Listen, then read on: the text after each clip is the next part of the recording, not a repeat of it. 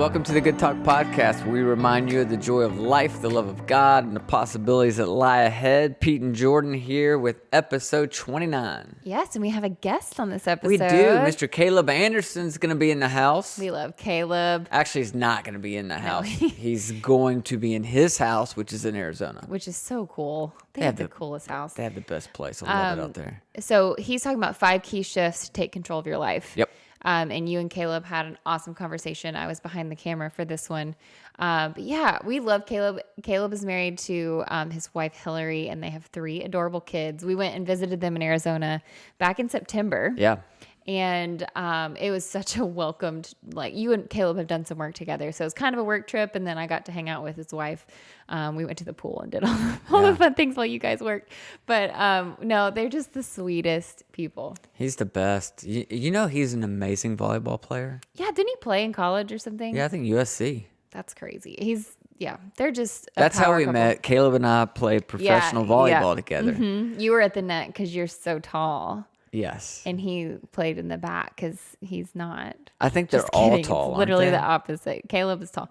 Oh, yeah, I would say you'd have to be like. Clearly, we know you would have nothing to about excel. volleyball. We know that you don't play. That's all we know. They are awesome. We climbed a literal mountain with them. We've climbed some figurative mountains with them, but we climbed a literal mountain with them when we were out in Arizona. Which to us, to this day, has been like the biggest like physical feat ever because it was hard, y'all. There were some spots. It's called Camelback Mountain if you're familiar with the area, where we were on our hands and knees because you would have fallen. Yeah. Like it was that steep, which for us in Nashville, where there are no mountains, that was like, oh my gosh, it took 3 hours start to finish? I don't know. Yeah. But they do this all the time. Like Hillary, his wife, does this every morning and she just does it for her exercise. And I know I would die. I'm wearing they're the hosts in their home, by the way, that when you come into your room, you have a gift basket. There's stuff there. Yeah. It's amazing. It's like Christmas. I'm wearing the shirt that she gave me, which now is much tighter than it used to be. There's cactuses. I've got our succulent just bringing the Arizona vibes. Anyways, we had In-N-Out for the first time there. Mm-hmm. Okay, I'm going to stop. I loved Arizona, obviously. Yeah, it was an awesome trip. But Caleb is the founder of, it's called Spirit Farm. It's basically a personal development company. They're putting out some amazing content. He's doing some amazing coaching with some great clients. Yeah. He's got spiritfarm.tv, which you should go check out because he's got a ton of resources there. And he's a great follow on Instagram. He has tons of wisdom. Yeah. On Instagram, he's calebanderson.tv. And also Spirit Farm has its own page, just Spirit Farm. So... on Instagram? Yeah. Oh, that's cool. I don't know. I need to follow that. Maybe it's spiritfarm.tv. Yeah. So if you follow both of those, you get all that content. It's just like it's full, like holistic health, right? Yeah. Like mind, body, soul. His wife's a Pilates teacher. They partner in some of that. Like it's a really cool thing he's doing. And he's helping a lot of people through it. He is. And the wisdom he has to share today is huge because it's all about basically the key shifts you got to make in your life to get past anxiety and fear, which is just overwhelming to so many people right now. Yeah. And I just think I love Caleb. I love his heart to help people. Mm-hmm. To me, that's equally as important sometimes as the content, but the content's super strong. And I think these 5 key shifts, if you can embrace them, find a way to like make it your own and adapt in your life, it will make an impact. Yeah. So without further ado, let's jump into this conversation with Mr. Caleb Anderson.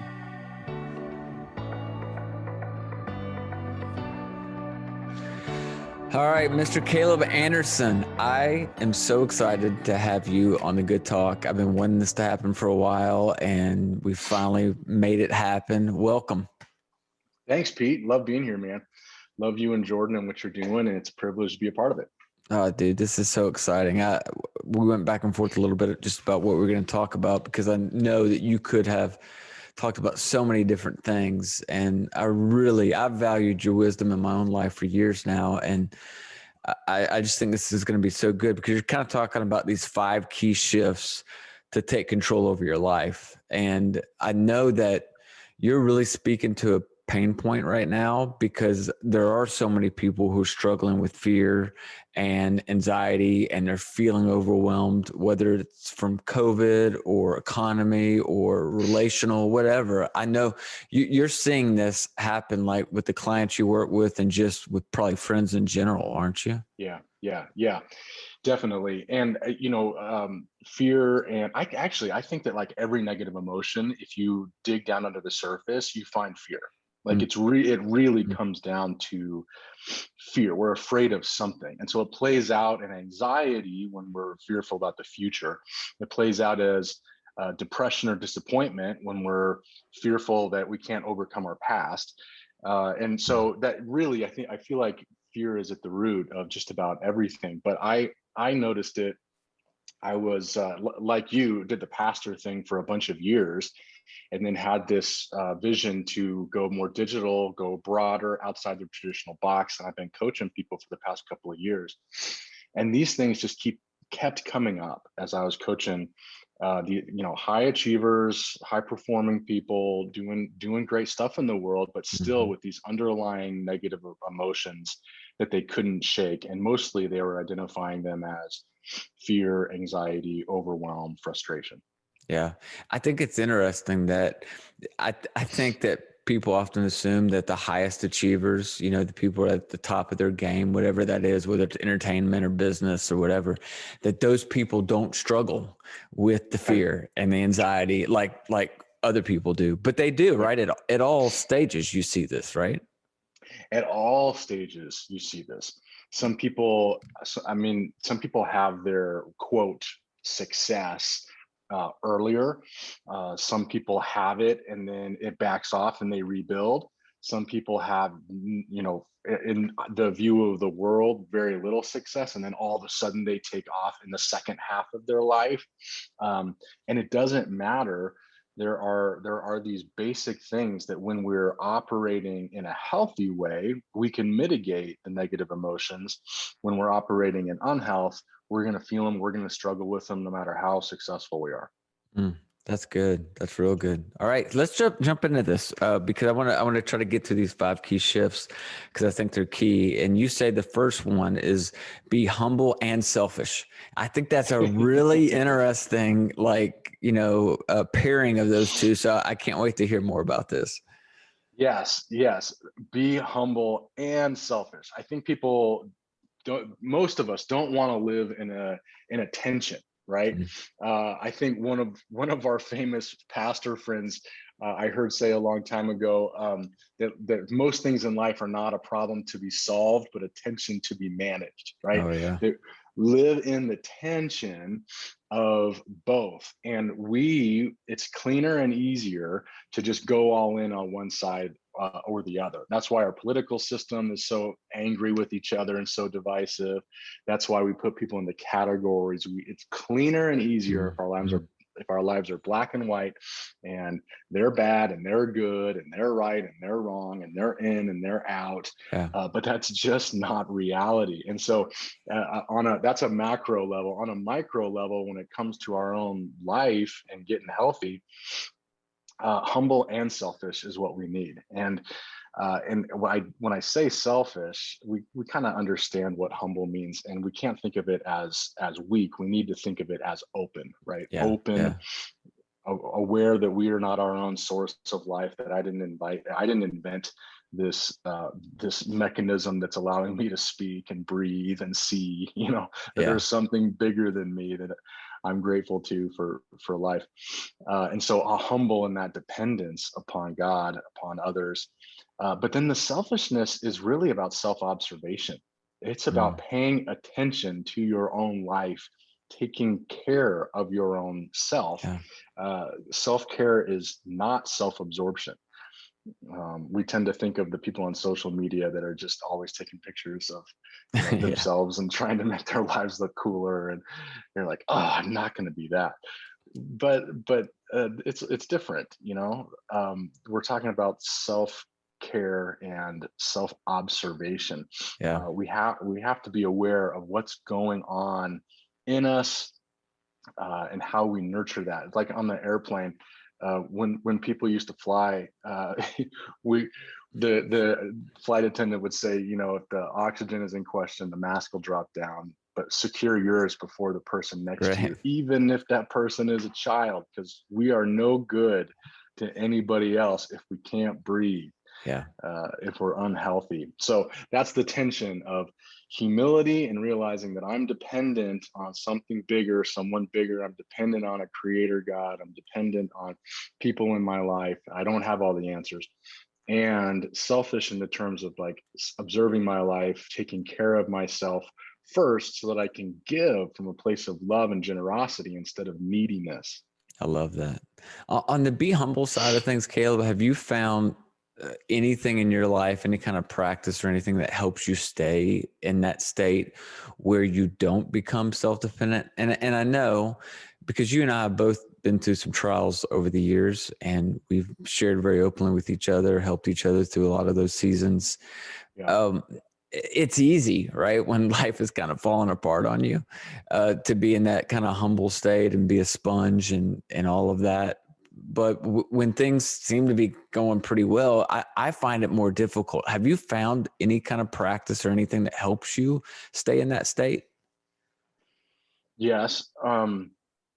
You're absolutely right. It is more difficult when things are going well. We tend to just slowly kind of self-sufficiency creeps in, Sure. and we don't pay attention as much to our need, especially if we're not feeling physical, practical needs. We're Right. not as aware of that, and so um, a couple. So I'm as vulnerable as anybody. I want to make that clear before I like try to talk about this intelligently.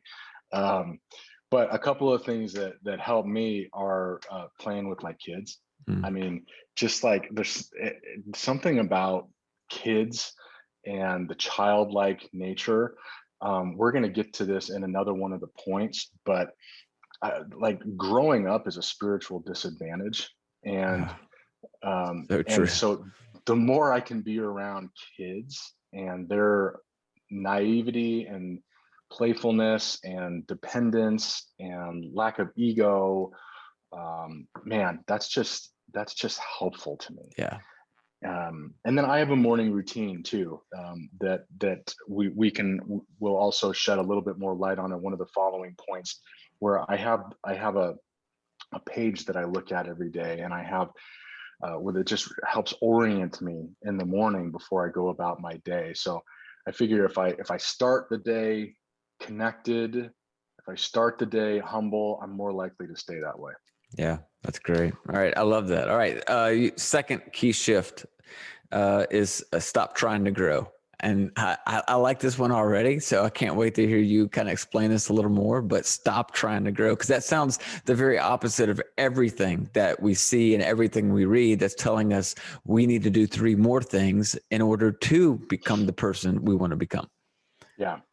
Yeah. And the emphasis is on the trying, like stop trying to grow. Hmm. Healthy living organisms grow. Yeah. It's what we do, and so when things are healthy, they grow. But the self-help industry makes billions of dollars Hmm. deliberately trying to keep us dissatisfied with who we are. Mm. so that we'll buy the next product, Yep. attend the next event, go get our next dopamine hit, do the rah-rah thing and feel inspired, and then be depressed 2 weeks later. And that's stunting our growth, because Mm. it's making us, it's training our obsessing about not being enough is training our subconscious to be unhappy with who we are. Wow. And the goal is not to be someone else or to be somewhere else. The goal is to be you. The goal is to be me, and in this moment. And if I do that well in each moment of the day, I'm gonna grow. Like i'm Yeah. i'm Yeah. i'm laying the foundation, I'm laying the building blocks, that connection. I'm opening that connection, I'm keeping that channel clear, so that I can receive, so that I can give, and I'm going to grow. Yeah. It's for me, and you can elaborate on this too, Pete. But for me, it's helpful to think of the vine and the branch, or Mm. like a tree and a branch. that a branch doesn't try to produce the fruit. I have an orange tree out here that you've seen, and a lemon tree over here, and they're not like obsessively trying to figure out how to produce 50% more this next season. Right. They're just being branches and making sure they stay connected. And if they stay connected to their trunk, to their source, good things are going to happen. And different seasons come and go, but when the season of growth is there, boom, they're going to explode with fruit. Yeah, man. And so it's about health and staying connected, and being instead of trying, and thriving instead of striving. Those are kind of cliche things in a sense, but when you have that visual handle of a branch connected to a tree, I find it very helpful. I love that. Yeah, it's so funny. I was talking to a guy this morning I'm doing some coaching with, and everything he was explaining to me was about his frustration over where he is in life. And he thinks he should be, at this place on his journey. And I'm like, Right. who told you that? Like, what made you Right. believe that you were going to be at a different place at a different time than what maybe you are exactly where you need to be. And I think sometimes we do try to like microwave transformation, and it Yeah. rarely happens that way. You don't go to bed one night, one person, and wake up the next morning, another person. Generally Right. speaking, it's much more of this, something that's getting baked inside of us, right? And it's Yeah. because of certain events, and you can't fast forward through that stuff. It happens as it happens. And I think social media probably has made that a little more difficult, because we look around at other people and we're like, well, they're over there. That's where they're at on their journey. That's where I should be on my journey. And it's easy to get dissatisfied with where you are and wish that you were further down the road, especially when you're being, like you said, bombarded all the time by different industries that are telling us that we should be somewhere other than where we're at. So I love that idea. That gives me a tremendous amount of peace. And it doesn't take away my desire to grow. Right. So I want to grow. I want to transform, but it does Right. take away this desire inside of me to feel like I've got it. It has to happen tomorrow. It doesn't. It takes time. Yeah, to feel like it has to happen tomorrow, or it has to happen on your terms, or it has to happen in the way that you think it should, because probably we're just comparing ourselves to someone else, Mm-hmm. which is chasing after the wind. Yep. And then I think that this is especially insidious when it comes to people of faith, Yeah. because I think this is a revelation that I've come to just recently in the last year, because I've been the guy obsessed with growth, reading personal development stuff since my teenage years, and then being a pastor and helping people grow spiritually. But I've come to the conclusion that spiritual growth is an oxymoron. Mm. That when Jesus says that, let the little children come to me, the kingdom of God is for such as these, he is flipping this whole religious structure on its head and saying, you guys, your idea of spiritual growth is achievement and looking the part and playing the part and being respected and worrying about where you sit next to who notices you, how special and important you are. If you have the members only jacket, if you have the patches, if you're in the club, if you've learned the handshakes and jump the hurdles, it's like, holy crap. You have to be a kid. Yeah. It's like regression. You have to being childlike is the key to the spirituality, to the connection to God, to the soul thriving that we really want. It's not this intense obsession with being bigger and greater and more impressive. It's that childlike nature that we get back to, and that's where the magic happens. That's where good. the wonder and the adventure are. Yeah, that's so good. I think you're right. And I can say this being someone inside of the Christian faith, right? That even sometimes as ministers inside churches, I think we set unrealistic expectations, and it's usually inadvertently, right? We're not trying to make people feel like they're behind, but we do a 3-week series on peace. And I think somehow people think that, okay, after those 3 weeks, they should be at complete peace. And it just doesn't work that way. And I think that sometimes we send some real mixed messages in that. But I love this idea of stop trying to grow. It's really good. All right, number 3, and you kind of hinted at this a second ago, I think, but use the secret weapon. So tell me about the secret weapon. So the secret weapon is my daily page, and I created this daily page because I just didn't like the other stuff that was out there. I've done the life plan, the $3,000 to spend 2 days with a trained professional that does the life plan thing, and it's good, it's helpful, but you get this like notebook of information that I look back at one time and then never again. I don't know where it is. Right. Or even our guy Don Miller in Nashville, where you are, he has a plan thing that he does, but again, it's a notebook. I went through it. I thought, there's some good stuff here, but I'm not going to flip 25 pages every morning. I'm just not going to do that.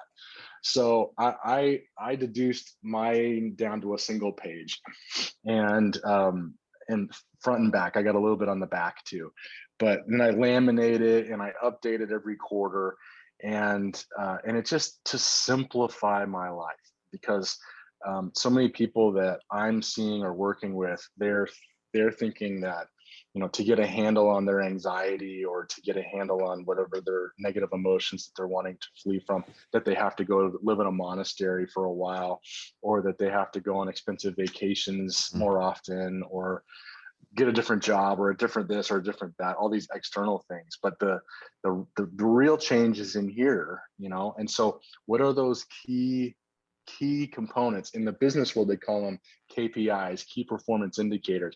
What are those key things that move the needle for us, like 80%, 80 of the 20, right? 20% of the stuff gives us 80% of the results.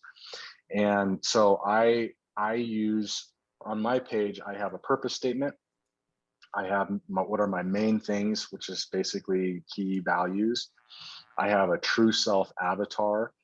I heard Richard Rohr talk about true self and false self a few years ago, and I thought that there was some good stuff in there. And so there's kind of like a visual image that I have where Caleb, me, when I'm going toward unhealth, it looks like this. The conservative, calculated Christian Caleb that's doing, trying to perform and look the part, versus this, mine would be like a Jedi master who's just like in the zone and knows what to do, can fight, but from a place of peace and calm. So that's a helpful visual for me. I have friends that their avatar is like a lion,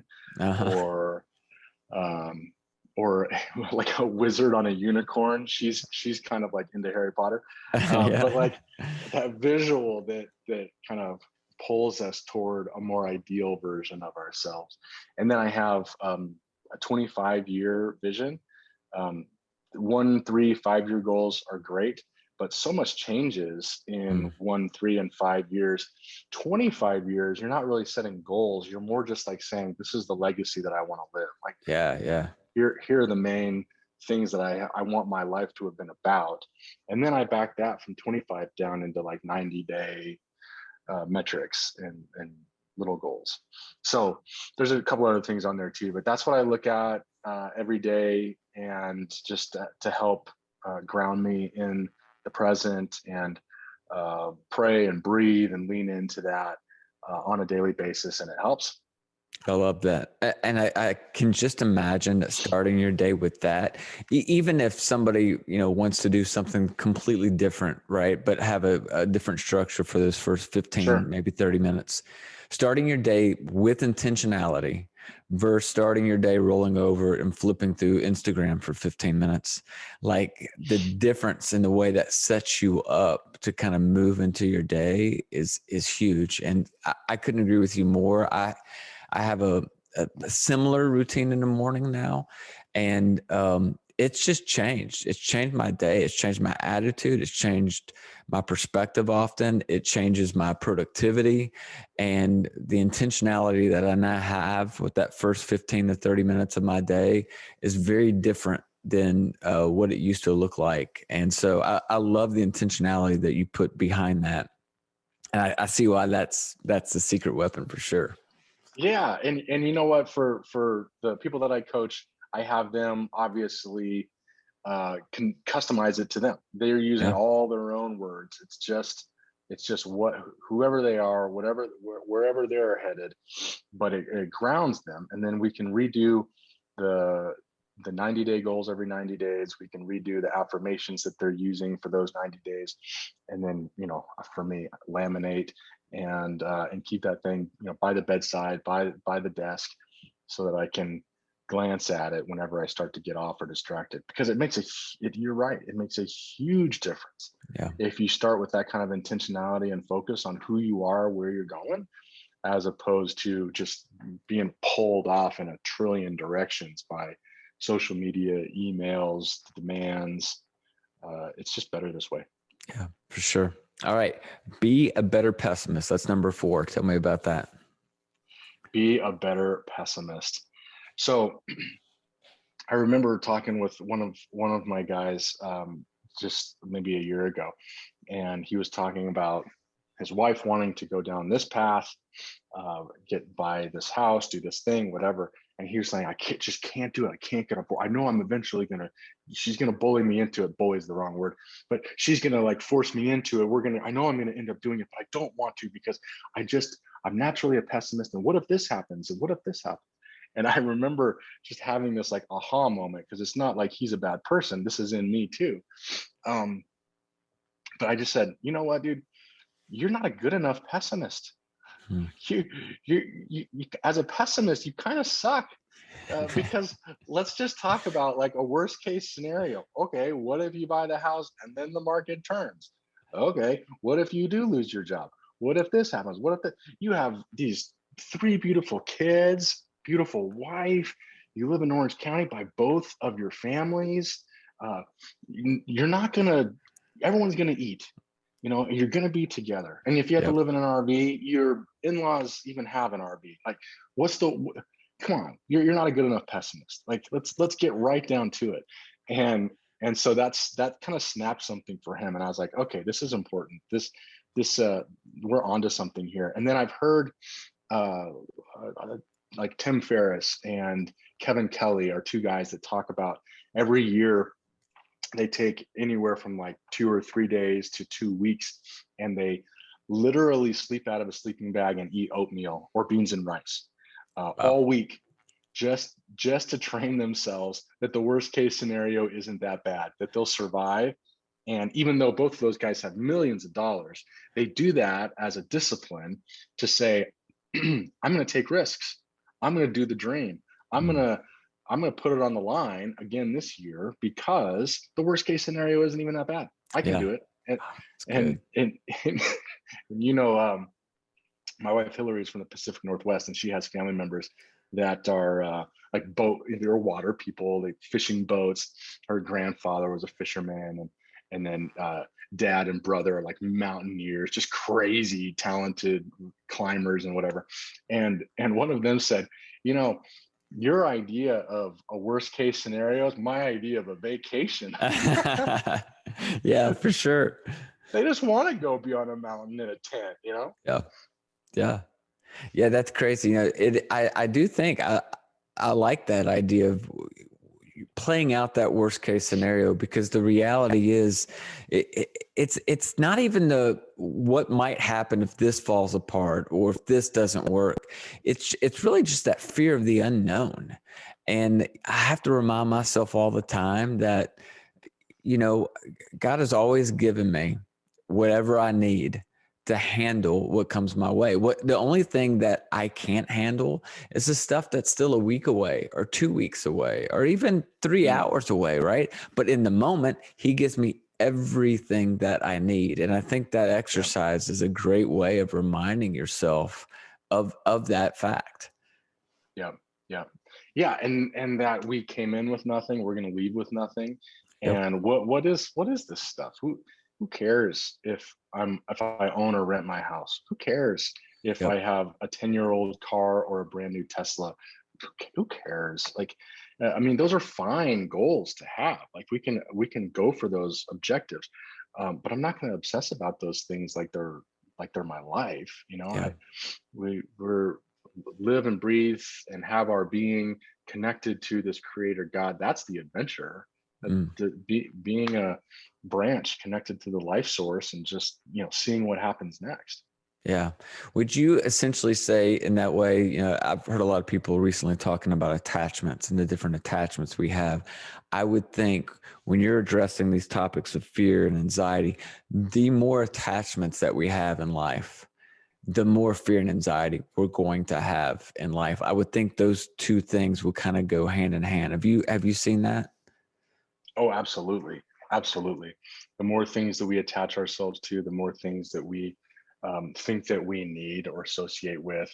We live simply, and then we get more stuff, and then we have to insure our stuff, right? And then we have to buy stuff to tow the stuff, and then we have to rent a space to keep the stuff. I mean, it can just become so overwhelming and controlling when we have an attachment that somehow like our value is connected to that or whatever. But if we can there's nothing wrong with those things. If we can hold them loosely and enjoy them and give them freely and whatever, then great, Yeah. but there's something to be said for owning less stuff just as a spiritual practice of not being controlled by it. Yep. Yep. That's good, man. That's really good. All right. Number 5, this last one is invest in mentoring. So essentially, I think what you're going to say here is that this isn't necessarily always something that we can do on our own. Sometimes we need a little help. We need a little encouragement. We need someone that's kind of guiding us kind of along the pathway. Yeah, absolutely. I mean, that's been true since the beginning of time and humanity. And in Jesus' era, they called it discipleship, and he had disciples following him. But it's just really like a passing on of life. Mm. And uh, ultimately, we're all wanting to be more like Jesus. We're all wanting to align more with God's perfect design.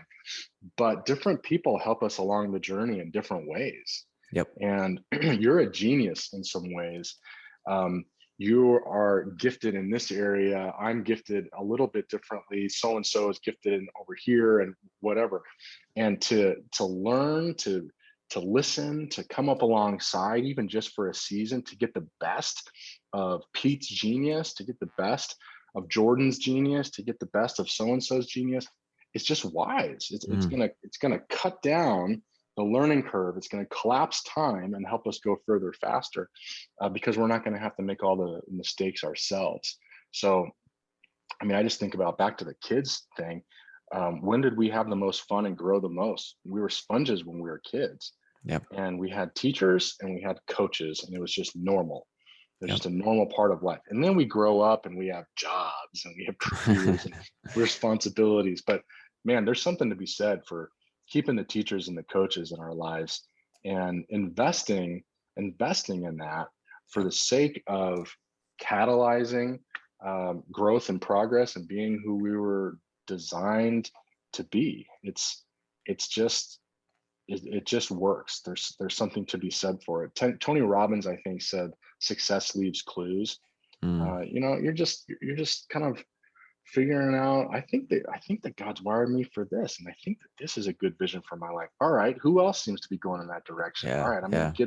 I'm gonna get some of what they got and learn and invest in that. And it's been helpful to me. I've hired a coach and on a couple of different occasions, and it just has moved me further, faster, helped with some accountability. I'm careful with that word because it gets so abused, but it does. I mean, it just kind of speeds up my commitment to the thing if I've invested financially, so it speeds up my progress that I'm wanting to make.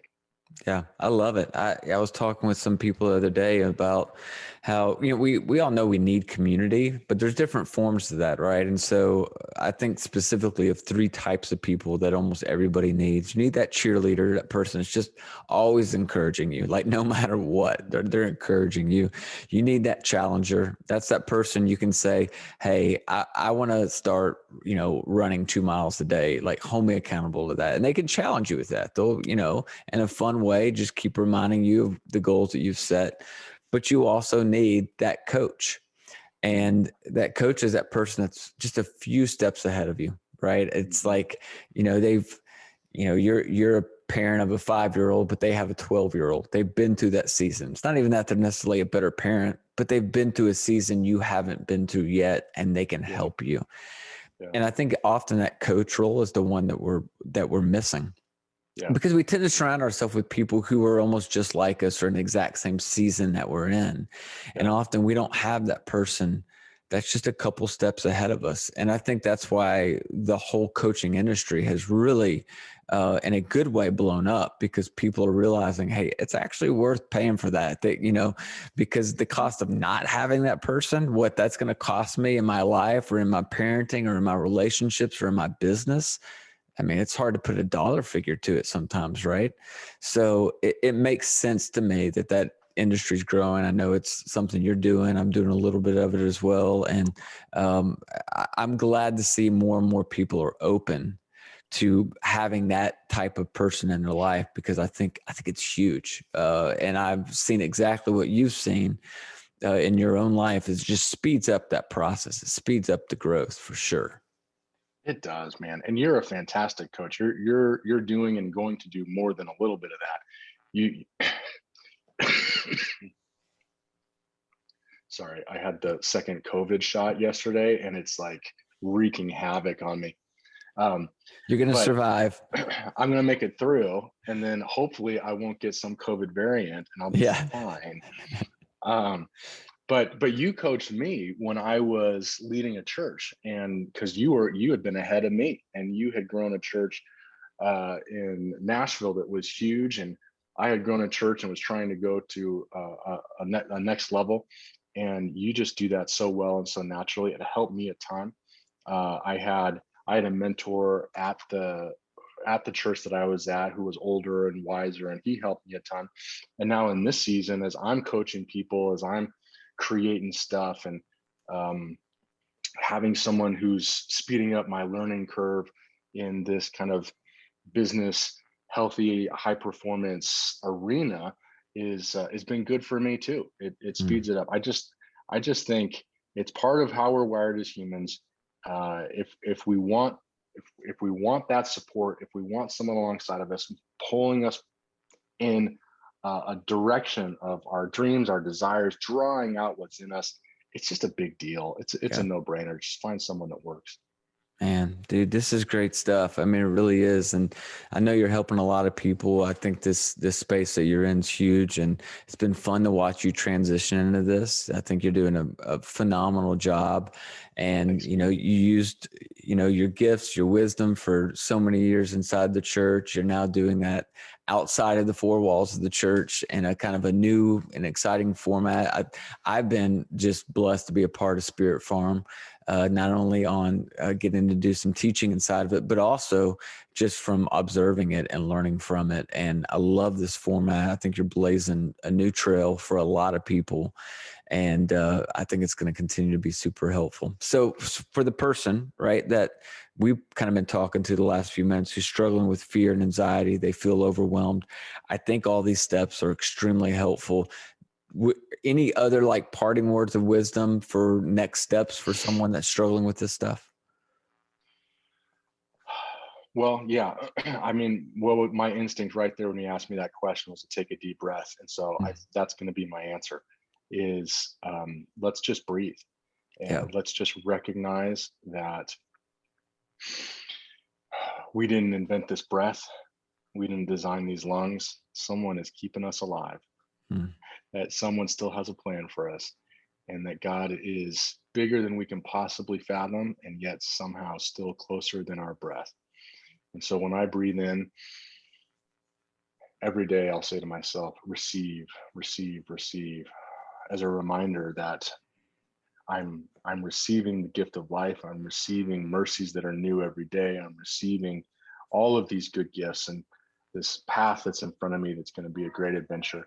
And then as I exhale, I say, release, release the fear, release that insecurity, release that anxiety, release that worry about what that person is going to say in response, release that worry about where the next paycheck is going to come from. Release it, release it. It's from that place of peace and receiving that we're going to get to Yeah. work, not from worry and hectic, frantic anxiety. We're going to be focused on too many things and probably the wrong things.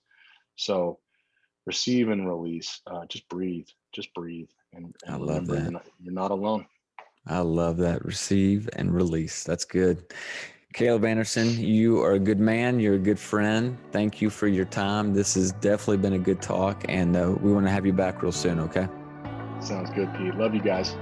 You too, man. Thanks. Okay, bye.